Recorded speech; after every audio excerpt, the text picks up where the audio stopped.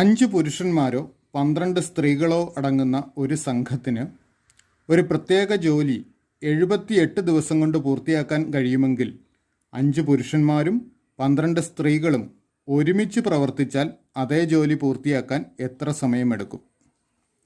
ഇവിടെ 5 പുരുഷന്മാരോ അല്ലെങ്കിൽ 12 സ്ത്രീകളോ,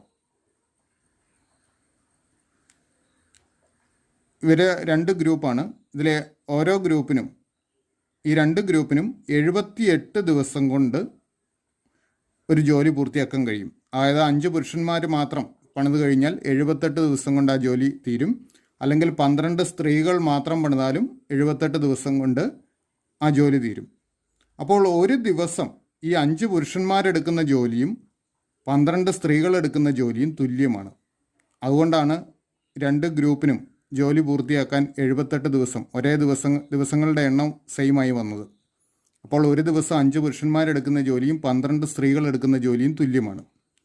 ഇനി 5 പുരുഷന്മാരും 12 സ്ത്രീകളും ഒരുമിച്ച് പ്രവർത്തിച്ചാൽ ജോലി പൂർത്തിയാക്കാൻ എത്ര സമയമെടുക്കും എന്നാണ് കണ്ടുപിടിക്കേണ്ടത്.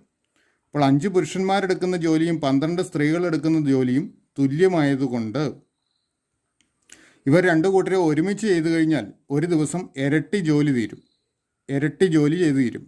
അപ്പോൾ ജോലി തീർക്കാൻ വേണ്ട ദിവസങ്ങളുടെ എണ്ണം പകുതിയാകും.